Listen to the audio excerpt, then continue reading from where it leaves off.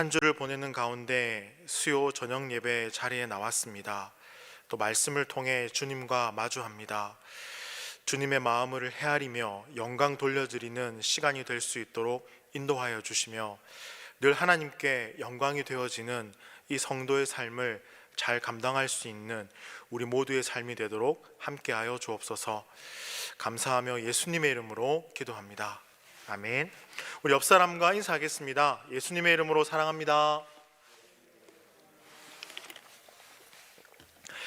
교회 표어를 한번 외쳐보겠습니다. 자, 성경을 읽고, 저를 따라해 주십시오. 성경을 읽고 듣고 지키는 자는 복이 있나니. 자, 옆 사람과 또 인사해 보겠습니다. 말씀을 읽으며 삽시다. 네, 말씀을 들으며 삽시다. 들으며 삽시다. 말씀을 지키며 삽시다. 네, 감사합니다. 여러분, 2022년 2월이 되었습니다. 혹 작년 한 해 동안 코로나 때문에 힘든 시간들을 보냈지만 혹시 작년 한 해 동안 붙들고 계셨던, 그리고 기도하셨던 기도의 제목들 생각나시죠? 저는 작년 한 해 동안 다음의 키워드를 가지고 묵상을 했었습니다. 섬김, 십자가, 예수 그리스도, 목자. 그래서 이 키워드를 묵상하면서 성도님들과 함께 예배 시간에 말씀을 통해서 함께 나누고 전했습니다.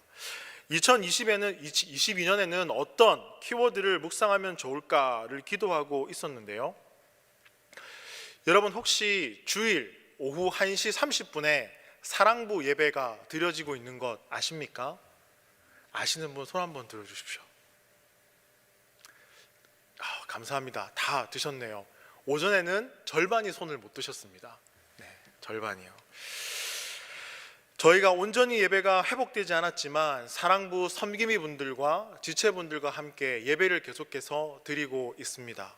더 감사한 것은 고등부와 청년부에서 찬양을 올해 섬겨주기로 했습니다. 그래서 저희가요, 디모데홀에서 예배를 드리다가 바울홀로 옮겼습니다. 저희 사랑부가 바울홀에서 예배를 드리고 있습니다. 올 1월 달에요, 1월부터 사랑부에서는요, 가장 낮은 곳에서 섬기시는 지체분들과 함께 나누고 싶은 말씀이 있었습니다. 그것은요, 거듭난 그리스도인의 삶이었습니다. 우리가 그리스도인이라고 한다면 날마다 자라고 거듭나야 되지 않겠습니까? 그렇죠. 그리고 어떤 삶이 거듭난 인생인가, 그것을 예수님의 팔복 이야기를 통해서 함께 살펴보고 있습니다. 자, 그렇게 말씀을 전하면서요, 제 안에 이런 마음이 생겼습니다.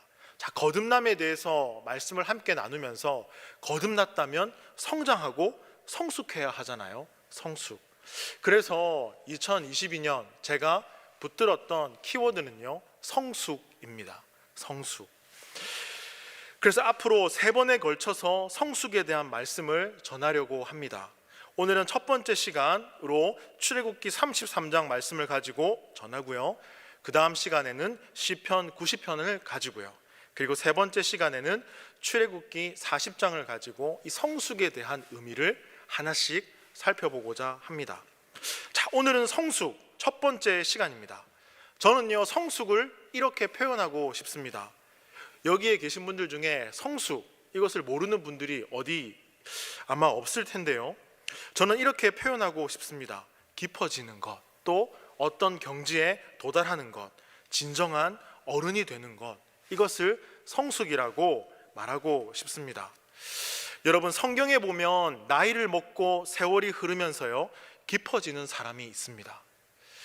우리 온누리 교회도 그렇게 깊어지는 분들이 많이 계시죠.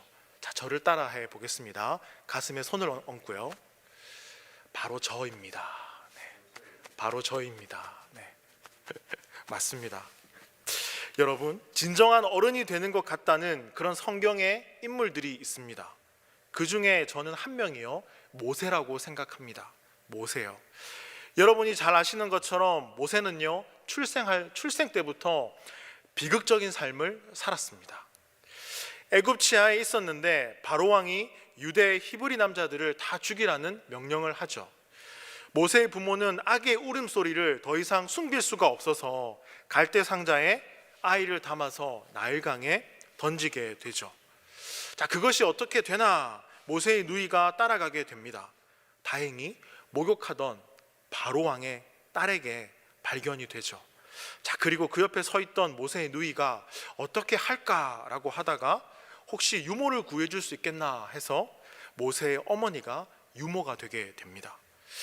아마 모세는요, 어머니를 통해서 애굽의 왕궁에서 신앙이 무엇인지를 배우게 된 것 같습니다. 또 왕궁에서 학문을 배우게 되거든요. 한쪽에는 히브리인의 피가 흐르고요, 또 한쪽에는 애굽의 피가 흐르지 않았을까, 이렇게 이야기할 수 있죠. 저는 이 모세를 말씀을 준비하면서 묵상하면서요, 영화 한 편이 떠올랐습니다.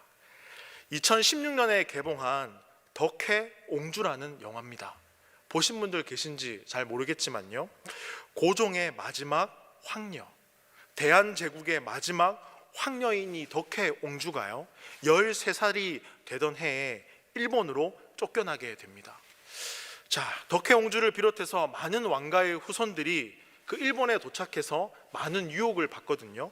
어떤 유혹이 있냐면 한국을 잊어라, 고통당하는 너희 백성을 잊고 살아라, 우리가 이 일본에서 극진히 대접해 줄 테니 일본에서 편하게 살아라, 이런 유혹을 받습니다. 이처럼 모세도 왕궁에 살면서 많은 갈등과 고민을 하지 않았을까 저는 생각합니다. 나는 누구지? 히브리 신앙인으로 어떻게 살아야 되지? 그냥 눈 감고 귀 닫고 백성들의 아우성을 듣지 않고 그냥 왕궁에서 편하게 살까? 이런 고민과 갈등을 모세는 아마 하지 않았을까요? 여러분, 모세에 대해서 히브리서 기자는요, 이렇게 평가합니다. 히브리서 11장 24절에서 26절 말씀입니다.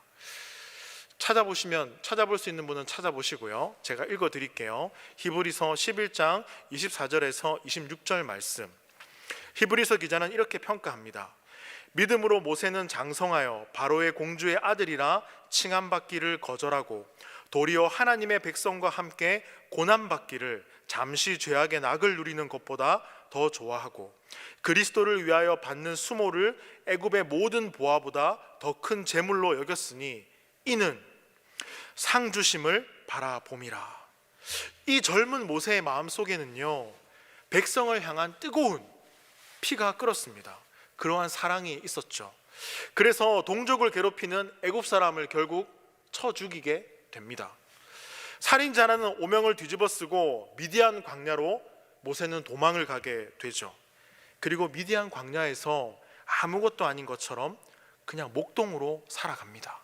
자, 여러분, 사도행전 7장에 보면 모세의 이러한 인생을요, 40년 주기로 3번에 걸쳐서 평가를 합니다. 첫 번째는요, 애굽에서 애굽 왕자로 살았던 모세의 40년을 평가합니다. 자, 두 번째는요, 살인자가 되어서 미디안 광야로 간 모세의 40년을 말합니다. 그리고 세 번째는 백성들을 이끌었던 광야에서의 지도자로 살았던 40년의 모세를요, 기록하죠. 이렇게 사도행전 7장에는요, 모세의 삶을 평가합니다. 어찌되었건 모세는요, 노장 80세가 되었을 때 하나님께 부르심을 받습니다. 여러분, 80세에 부르심을 받았다. 얼마나 두렵고 마음에 부담이 되었겠습니까? 또 그냥 부르시는 게 아닙니다. 애굽 바로왕 밑에서 백성들을 건져내라. 하나님의 이 부르심 앞에 모세는요, 얼마나 힘들었을까요? 모세는 이 핑계 저 핑계를 댑니다. 하나님, 저는 두렵습니다. 하나님, 저는 말을 잘 할지 모릅니다. 저는 혀가 뻣뻣합니다. 저도 혀가 좀 짧거든요. 어찌되었건 간에 하나님, 저는 말할 줄 모릅니다 라고 계속해서 거절을 하죠. 그렇게 거절하는 모세에게 하나님께서 이렇게 말씀하십니다. 출애굽기 3장 12절 말씀 한번 찾아볼까요? 거절하는 모세에게 하나님께서는 이렇게 말씀합니다. 출애굽기 3장 12절에서 이렇게 말씀합니다. 다 같이 한번 읽어 보겠습니다. 하나님이 이르시되 내가 반드시 너와 함께 있으리라. 내가 그 백성을 애굽에서 인도하여 낸 후에 너희가 이 산에서 하나님을 섬기리니 이것이 내가 너를 보낸 증거니라. 다시 한번 읽겠습니다. 하나님이 이르시되 내가 반드시 너와 함께 있으리라. 내가 그 백성을 애굽에서 인도하여 낸 후에 너희가 이 산에서 하나님을 섬기리니 이것이 내가 너를 보낸 증거니라. 아멘. 두려워하는 모세에게 하나님은요 이렇게 말씀합니다. 내가 너와 함께 하겠다. 내가 너와 함께 하겠다. 한번 따라해 보겠습니다. 임마누엘, 임마누엘. 내가 너와 함께 하겠다. 그러니 두려워하지 마라. 내가 동행하겠다. 내가 너의 손을 붙들어 주겠다. 그러니 나와 함께 가자라는 말씀이죠. 여러분, 출애굽기는 말 그대로 이스라엘 백성이 출애굽한 과정을 이야기한 책입니다. 그리고 출애굽 이후에 광야에서 어떤 일이 있었는지를 이야기하고 있습니다. 어찌되었건 하나님은 광야에서요 이스라엘 백성들에게 말씀하십니다. 약속을 주시죠. 그리고 모세는요 하나님의 말씀을 있는 그대로 준행합니다. 저는 말씀을 준비하면서 오늘 말씀의 제목처럼 성숙, 성장하는 모세, 성숙하는 모세를 발견하게 되었습니다. 아마 여러분들도 출애굽기를 읽으며 묵상하실 때 모세가 하나님 안에서 성장하고 있다는 사실을 발견하게 될 것입니다. 처음에는 모세가 개인의 패기, 용기, 그 열정으로 무슨 일이든 할 수 있을 것 같았거든요. 그런데 일이 잘못되고 꼬이면서 낙심하고 좌절하는 모세를요 목격하게 되었습니다. 하나님이 부르실 때 자신의 상황과 감정 때문에 못하겠습니다 라고 거절하는 모세를 저는 묵상하게 되었습니다. 자, 우여곡절 끝에 하나님의 부르심을 받았는데 하나님의 일을 하면서도 두려워하고 흔들리는 모세를 이 출애굽기 말씀을 통해서 발견하게 되었습니다. 모르긴 몰라도 여러분들께서도 출애굽기를 읽어 나가실 때 이러한 모세를 만나게 될 것입니다. 흔들리는 모세, 두려워하는 모세. 와, 나와 똑같네. 출애굽기를 읽어보면 출애굽기는요 모세의 인생 전부를 보여주는 말씀은 아닙니다. 단지 이제 출애굽한 2년의 과정만을 보여주는 말씀이기도 합니다. 그런데 저는 출애굽기를 통해서 그 모세의 광야 2년을 통해서 발견한 사실이 있습니다. 그것이 무엇인가? 와, 모세가 성장하고 하는구나. 모세가 성숙되어져 가는구나. 이 말씀을 보게 되었습니다. 오늘 함께 읽은 말씀은요 출애굽 공동체를 향한 모세의 중보기도 내용입니다. 뭐라고요? 출애굽 공동체를 향한 모세의 중보기도 내용입니다. 이 모세를 비롯해서 출애굽 공동체는요 광야에서 하나님의 먹이심, 입히심, 도와주심을 경험하게 됩니다. 이 3심 꼭 기억해 주십시오. 따라해 보겠습니다. 먹이심, 입히심, 도와주심. 이 3심이 오늘날 저에게도 우리에게도 있죠. 자, 그런데 문제가 생길 때마다, 어려움이 생길 때마다 모세는요 흔들리고 백성들도 흔들리는 모습을 목격하게 됩니다. 자, 그러는 와중에 모세가요 하나님의 말씀을 받기 위해 시내산으로 올라가거든요. 그런데 모세가 좀처럼 내려오지 않아요. 그랬더니 이 출애굽 공동체가 술렁이기 시작합니다. 그리고 아론에게 따지죠. 모세 언제 내려옵니까? 왜 모세가 안 내려오죠? 항의합니다. 이 위험한 광야에 있는데 지도자가 없으면 어떡해요? 모세 언제 옵니까? 우리를 보호할 신을 그러니 만들어 줘라 라고 말합니다. 모세나 아론이나 다 민족의 공동체의 지도자고 영적인 리더거든요. 근데 지도자이지만 모세와 아론도 때때로요 두렵고 부담스러웠죠. 그리고 어디로 가야 될지 앞길을 모를 수도 있었겠죠. 자, 이러한 상황 가운데 이스라엘 백성들은요 이 모세가 내려오지 않자 극도로 불안해합니다. 그리고 무언가 의지할 대상을 찾게 됩니다. 누구를 의지해야 되지? 누구를 바라봐야 되지? 불안해하죠. 여러분, 최근 몇 년 사이에 2017년을 기점으로 해서 대한민국 국민들과 청년들의 마음이 구멍난 것처럼 굉장히 실망스럽고 굉장히 분노가 끓어오르는 사건들이 참 많았습니다. 그런데 여러분, 왜 화가 나고 분노가 되어지고 실망스럽죠? 한 나라의 지도자가 엉뚱한 사람, 말도 안 되는 사람을 의지했기 때문입니다. 그런데 이것은 한 국가, 한 지도자의 이야기가 아니라 모세도 그랬고 아론도 그랬고 출애굽 공동체의 모습도 그랬고, 따라해 보겠습니다. 내 모습도 그러합니다. 그러지 않으셨는데 제가 이렇게 말씀드려가지고, 그죠?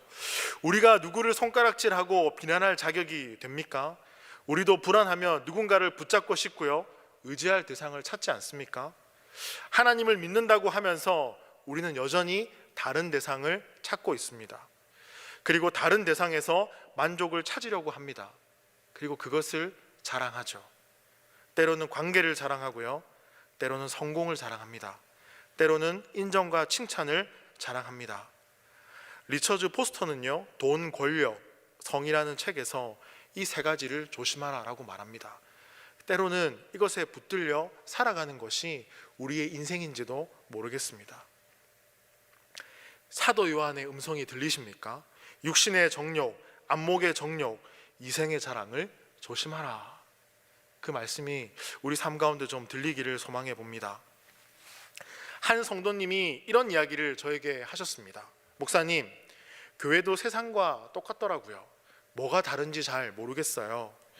목사님, 더 상처를 주고 또 상처를 주고 들으려고 하지 않고 자신의 이야기를 관찰시키려고 하고 설득하려고 하고, 왜 교회 안에 그러한 모습이 있습니까? 여전히 교회 안에서도요, 이런 모습은 사라지지 않습니다. 당신은 어디에 삽니까? 자녀들은 뭘 합니까? 그 사람은 돈이 많던데. 이런 게 자랑이 되고, 하나님이 아니라 의지하는 다른 무언가시 생기고, 이렇게 신앙생활을 한다면 마음이 정말 아프지 않겠습니까? 다음 세대를 위해서 그렇게 기도하는 이유가 무엇입니까? 다음 세대여 일어나라 라고 외치는 이유가 무엇입니까? 목 놓아 다음 세대를 위해 울부짖는 이유가 무엇입니까? 가정에서 예배가 회복되기를 소망하는 이유가 무엇입니까? 자녀들이 하나님 말씀으로 살아가기를 소망하는, 그리고 자녀들이 말씀 앞에 돌아오기를 소원하는, 자녀들이 하나님의 그 비전을 발견하고 따라가기를 소망하는, 그리고 우리의 마음들이 담겨 있는 것 아니겠습니까? 그런데 이렇게 신앙생활을 한다면 마음이 정말 아프지 않겠습니까? 사도 바울의 외침이 들리셨으면 좋겠습니다. 내가 자랑한 것은 예수 그리스도와 십자가였다고요. 모세가 시내산에 있었을 때 아론의 백성들의 요구대로 금송아지 우상을 만들죠. 금송아지 우상을 만들고 충격적인 말을 합니다. 출애굽기 32장 4절 말씀을 한번 찾아보겠습니다. 출애굽기 32장 4절 말씀, 다 같이 한번 읽어보겠습니다. 아론이 그들의 손에서 금고리를 받아 부어서 조각칼로 새겨 송아지 형상을 만드니 그들이 말하되 이스라엘아, 이는 너희를 애굽 땅에서 인도하여 낸 너희의 신이노다 하는지라. 금송아지를 만들고 뭐라고 합니까? 이는 너희를 애굽 땅에서 인도하여 낸 너희의 신이로다. 이것이 너희를 애굽 땅에서 인도하여 냈다. 금송아지를 만들고 이 금송아지가 너희를 애굽에서부터 여기까지 인도했다. 이게 바로 너희의 신이다 라고 아론이 이야기를 하죠. 백성들은 모세가 보이지 않고 하나님이 보이지 않자 무언가 의지할 대상을 찾았습니다. 백성도 흔들렸고 민족의 영적인 지도자도 흔들렸죠. 여러분, 이것은요, 흔들린 것뿐만 아니라 아론과 이스라엘 백성들은요, 하나님을 버렸습니다. 이것이 문제입니다. 하나님을 버렸다고요. 우리 역시 무감각하게요, 하나님을 마치 버린 것처럼 신앙생활 해 나가는 우리의 모습도 발견할 수 있죠. 여러분, 하나님을 떠난 출애굽 공동체에게 하나님이 이렇게 말씀합니다. 출애굽기 33장 3절 말씀, 다 같이 한번 읽어보겠습니다. 너희를 적과 꿀이 흐르는 땅에 이르게 하려니와 나는 너희와 함께 올라가지 아니하리니 너희는 목이 곧은 백성인즉 내가 길에서 너희를 진멸할까 염려함이니라 하시니. 이런 말씀입니다. 너희들 마음대로 해, 하고 싶은 대로 해. 하나님이 이스라엘 백성들에게 말씀하십니다. 여러분, 아이들은 때때로요 엄마 아빠 손을 잡고 찾기를 건너려고 합니다. 아이들은 자신이 처한 위험과 상황을 잘 인식하지 못해요. 그래서 엄마 아빠 손을 놓고 찾기를 건너려고 하죠. 그러나 영적인 지도자, 민족의 지도자 모세는요, 하나님이 너희들 마음대로 해, 하고 싶은 대로 해 라는 이 상황이 얼마나 위험한지 정말 잘 알고 있었습니다. 하나님의 말씀 앞에 모세는요 불안해합니다. 그러면서 이렇게 기도합니다. 자, 출애굽기 33장 12절 말씀에 보면 이런 기도를 합니다. 하나님, 왜 함께 하지 않으십니까? 하나님이 저를 잘 아시고 이 백성들에게 은총을 베풀어 주시겠다고 약속하지 않으셨습니까? 그리고 이어서 이렇게 기도합니다. 13절에서요, 주의 길을 내게 보여주옵소서. 주의 길을 내게 보이소서. 표준 세번역 성경은 이렇게 번역합니다. 주의 계획을 내게 보여주옵소서. 하나님이 안 계시면 저는 앞이 보이지 않습니다. 제가 광야에서 어떻게 해야 됩니까? 주의 길, 주의 계획을 저에게 좀 보여주세요. 좀 더 의미가 닿으려면요, 영어 성경을 보시면 이렇게 해석합니다. 당신의 의도, 의향, 취지, 목적을 좀 보여주십시오. 하나님, 당신의 그 의지를 좀 보여주십시오. 모세는 이런 이야기를 하는 겁니다. 하나님이 우리와 동행하지 않으면 우리는 한 걸음도 나아갈 수 없습니다. 하나님이 내 손을 잡아주시지 않으면 우리가 이 광야에 있을 의미가 없습니다. 하나님이 인도해 주시지 않으면 우리는 어디로 가야 될지 알 수 없습니다. 모세는 그렇게 절규하면서 기도하는데요. 자, 출애굽기 33장 15절 말씀을 다 같이 한번 읽어보겠습니다. 모세가 여호와께 아뢰되 주께서 친히 가지 아니하시려거든 우리를 이곳에서 올려보내지 마옵소서. 하나님이 함께 가시지 않으면 우리는 못 갑니다. 차라리 보내지 마십시오 라고 기도하죠. 16절에 보십시오. 이어서 이렇게 기도합니다. 나와 주의 백성이 주의 목전에 은총 입은 줄을 무엇으로 알리이까? 주께서 우리와 함께 행하심으로 나와 주의 백성은 천하 만민 중에 구별하심이 아니니까. 이런 기도 내용입니다. 하나님이 함께하지 않으시면 우리는 아무런 의미가 없습니다. 하나님이 동행하지 않고 하나님이 내 손을 붙들어 주시지 않으면 우리는 아무것도 할 수가 없습니다. 이러한 모세의 기도는요, 모세의 신앙 고백이기도 합니다. 여러분, 저는 하나님만 바라봅니다. 우리 모두는 하나님만 바라봅니다. 우리는 하나님과 손잡고 가지 않는다면 우리는 아무것도 아닙니다. 모세는 이렇게 고백합니다. 이 간절한 모세의 기도에 하나님은 뭐라고 응답하실까요? 33장 14절 말씀 다 같이 읽어보겠습니다. 여호와께서 이르시되 내가 친히 가리라. 내가 너를 쉬게 하리라. 33장 14절 말씀입니다. 같이 읽겠습니다. 여호와께서 이르시되 내가 친히 가리라. 내가 너를 쉬게 하리라. 하나님이 말씀하시죠.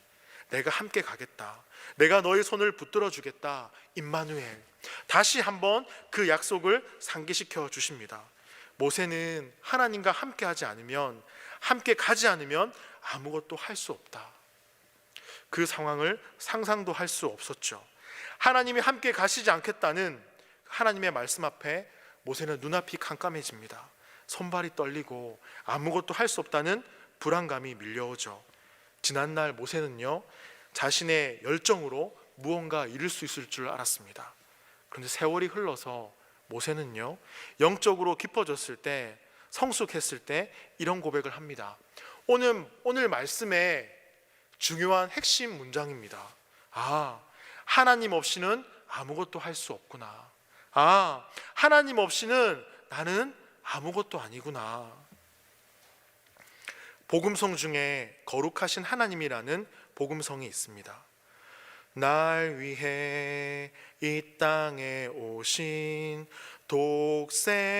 독생자 예수, 내가 약할 때 강함 주고 가난할 때 우리를 부욕해 하신 나의 주 감사.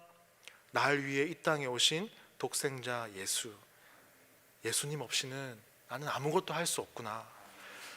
예수님 없이는 나는 아무것도 아니구나. 여러분은 어떠세요? 방송으로 예배 드리고 있는, 가정에서 예배를 드리고 있는 여러분은 어떠십니까? 하나님 없는 삶을 상상해 보셨습니까? 때로는 우리는 하나님 없이도 너무도 아무렇지 않은 듯 살고 있지는 않습니까? 드러내지 않아도 하나님 없이 살고 있는 거 아닙니까? 들키지 않았을 뿐 우리 모두는 죄인이죠. 그래서 십자가의 은혜가 더 감격스러운 겁니다.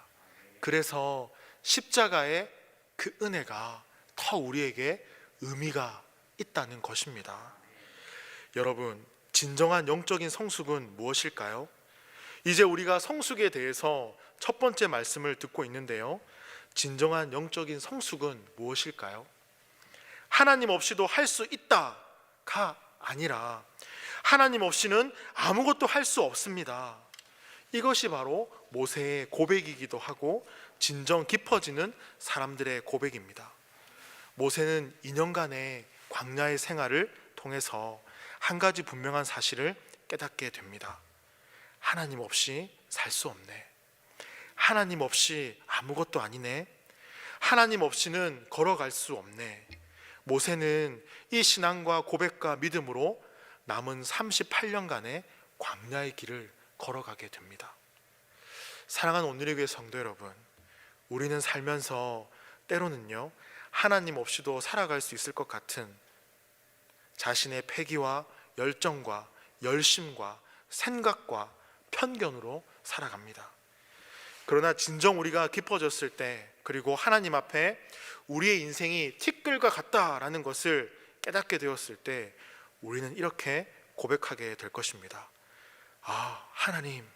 하나님 없이 나는 아무것도 아닙니다. 하나님 없이 나는 살 수 없습니다. 이런 신앙 고백으로 모세가 38년의 광야의 길을 걸어갔던 것처럼 우리 모두가 주 없이 살 수 없습니다. 주님 없이 나는 아무것도 아닙니다 라는 이 확실한 믿음의 고백으로 남은 인생을 걸어가시기를 소망해 봅니다. 그렇게 매일매일 성장하고 자라고 성숙되어져 가는, 하나님밖에 모르는 조금은 바보스러운 그런 성도의 삶을 살아가시기를 소망해 봅니다. 이 말씀 기억하시면서요, 우리 기도했으면 좋겠습니다. 인생의 광야에서 임마누엘의 하나님을 붙들고 하나님 없이 아무것도 아닙니다, 나와 동행하여 주옵소서, 하나님을 찾는 가정이, 공동체가, 교회가, 나라가 되게 해주세요 라고 우리 한 목소리로 다 같이 기도하겠습니다. 아버지 하나님, 감사합니다. 우리가 두 손 모아 간절히 기도합니다. 하나님을 의지하며 나아갑니다. 인생의 광야에서 하나님을 찾으며 하나님 앞에 나아가는 인생이 되도록 인도하여 주옵소서.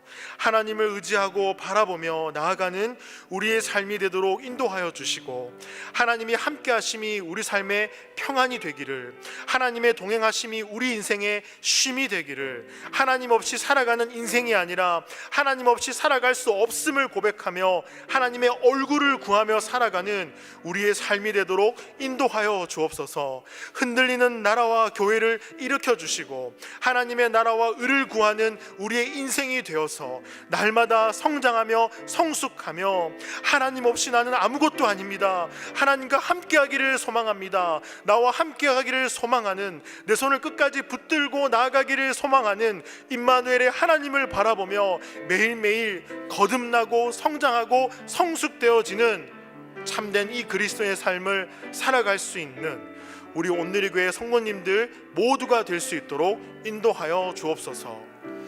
감사합니다. 사랑합니다. 예수님의 이름으로 기도합니다. 아멘.